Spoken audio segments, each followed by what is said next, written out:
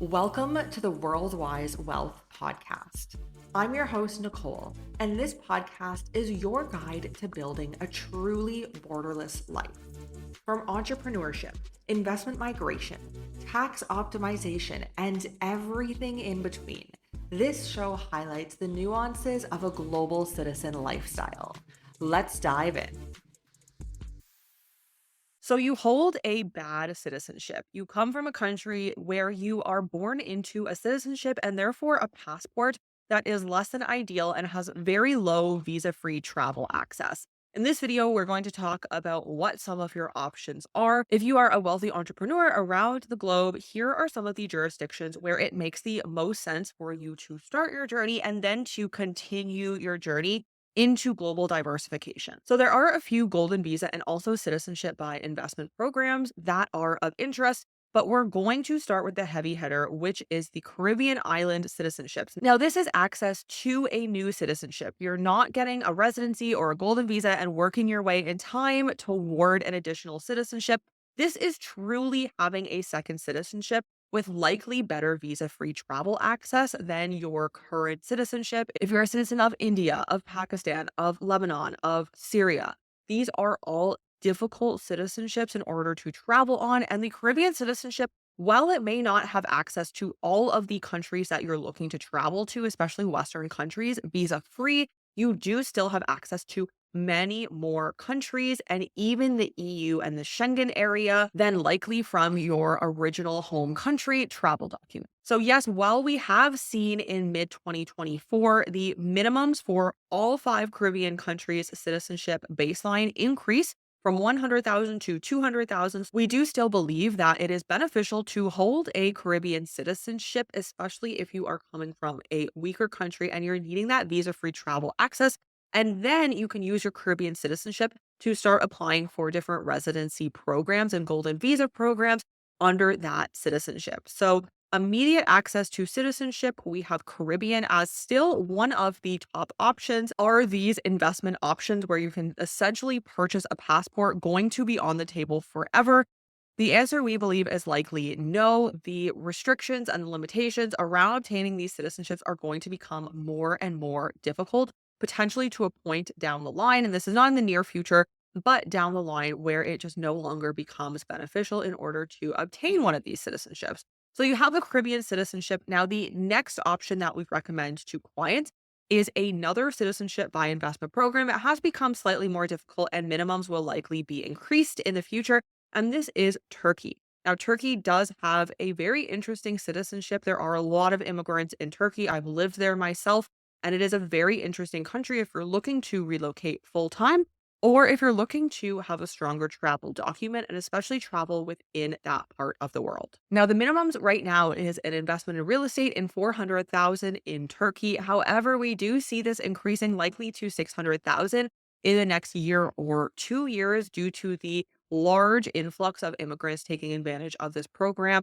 As they always will, programs will continue to increase, minimums will increase, and the qualifications will become more difficult. So Turkey is also an interesting option where at 400,000 you're not only getting property, but you're also getting access to their citizenship. So next up, we are moving over to Europe. While there are very few jurisdictions where you can simply outright purchase a citizenship in Europe, there are beneficial golden visa programs. These programs are changing, again, becoming more difficult. If you got in a few years ago, it will have been likely much more beneficial because you could get in via real estate options. However, the Portugal golden visa is still an interesting option. Yes, you do have to now invest 500,000 in a fund. Real estate option is no longer on the table, but 500,000 in Portugal will allow you access in 5 years time to the Portuguese citizenship, which is a very strong travel document, one of the best in the world. The other option is the Spanish golden visa. Real estate, again, no longer on the table, unfortunately, both Portugal and Spain. These are fairly new updates as of 2024, where the real estate investment option is unfortunately no longer on the table. But Spain does have an interesting golden visa option if you're looking to invest in Spain. If you're looking in Europe, another interesting jurisdiction, it's going to be at a higher price point, but is Malta. For essentially $1 million, you're going to have some donations included in that, some rental or purchase of property included in that. But within Malta, you can essentially pay close to $1 million, likely just over a million. And that is going to be a donation to the country. For the most part, yes, you're going to be living in Malta, and they will give you access to their citizenship. So this operates similar to a Caribbean CBI program. It is going to take a similar time frame. It's not going to be something where within a month or two it's completed. You're looking closer to 1 year for the Malta Citizenship by Investment program, but this is an option. They also do have a residency by investment program for a lower minimum. But if you're looking at around $1 million, then that is a very strong travel document that you can hold. Now, of course, in any of these countries that we have mentioned, and in most countries throughout Europe, Latin America, and various other regions in the globe, you can work your way toward naturalization. Now, if you don't necessarily have starting at 200,000 up to a million plus in order to invest, then you're looking at naturalization, which is really investing your time instead of your money. Yes, there is a financial component involved, but it's not quite as steep. You do have to work your way toward naturalization, and through that, you have to initially start with residency on the ground. So, again, Spain does have some interesting options where you can qualify for residency in the country, and it does take 10 years. So, you again are spending your time over your money, but you can work your way toward naturalization. And most countries in Europe and in Latin America do have a pathway to this. So, next up, we're going to move over to Latin America. A lot of clients with weaker citizenships are interested in Latin America because it is known as a fairly straightforward pathway and continent to residency. However, I will caveat that with saying that if you only have a weaker citizenship, you don't have a Caribbean passport, you don't have a Maltese passport, you don't have a European passport. If you only have, as an example, your Indian passport, your Pakistani passport, it's going to be quite difficult in order for you to get the visa. We do have firsthand experience with this. It's going to be difficult for you to initially get the visa to even travel to the country. And of course, you have to be in any of these countries, especially within Latin America. We're looking at Paraguay, Argentina, Panama, Colombia. You have to be in these countries in order to start the residency process, and then that can start your time frame for naturalization if you would like to naturalize in the future. However, we do unfortunately see that a lot of these countries in Latin America make it very difficult, very time consuming, if they will even at all grant the visa in order for you to initially travel to the country in Latin America to start the process. So Latin America is a very interesting option, but usually it's more beneficial, unfortunately, if you have visa free access. And of course, you're obtaining the visa if you do need a visa to enter said country in your home country or in the country where you're currently residing.